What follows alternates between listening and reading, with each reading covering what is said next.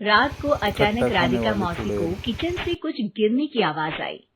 उन्होंने बाहर निकल के देखा तो किचन में उन्हें कोई सफेद साड़ी में दिखा।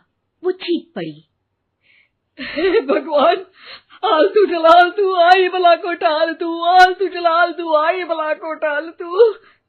राधिका मौसी को चीखते सुनकर श्रवण बाहर आता है भागते हुए।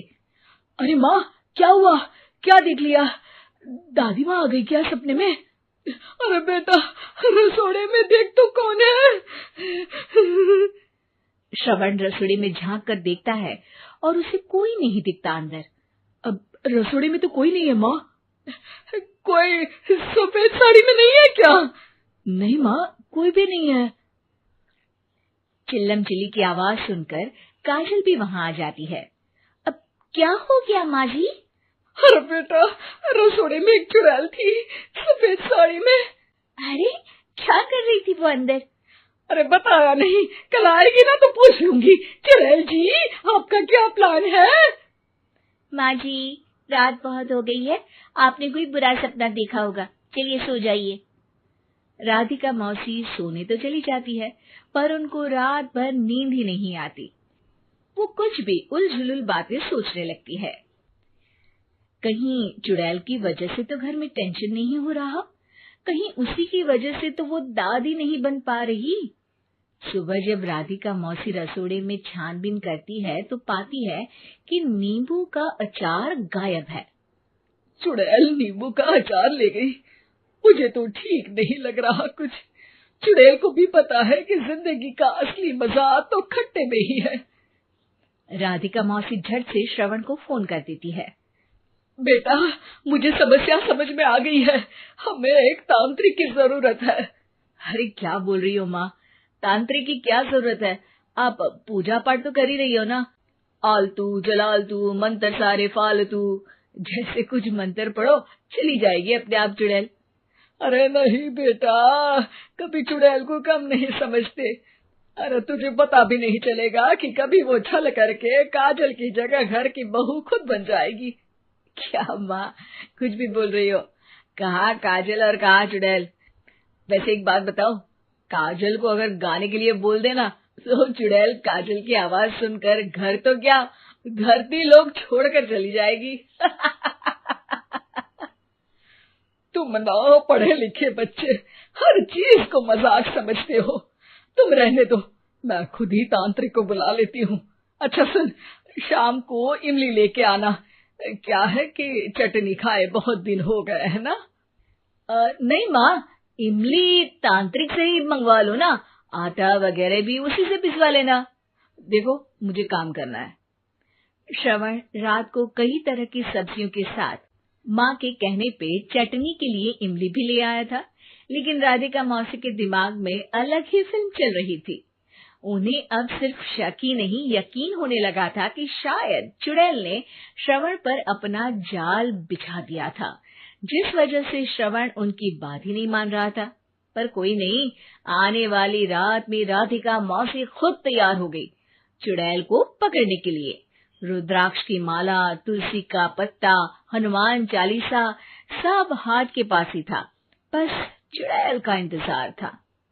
और जैसा राधिका मौसी ने सोचा था वैसा ही हुआ।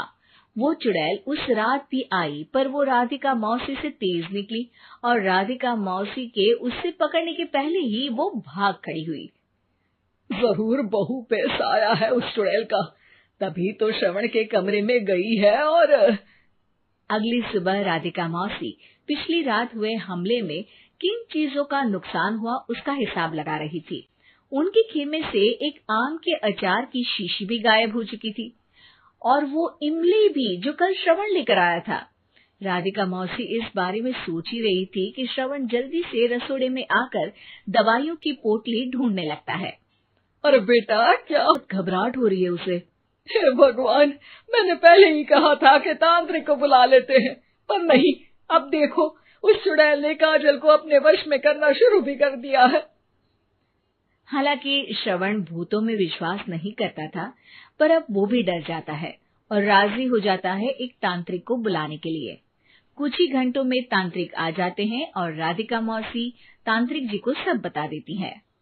घोर संकट, घनघोर संकट, चुड़ैल को मारू जोर चाकट, ओम भट स्वाहा खटखा के आहा। अरे ये क्या मंत्र है?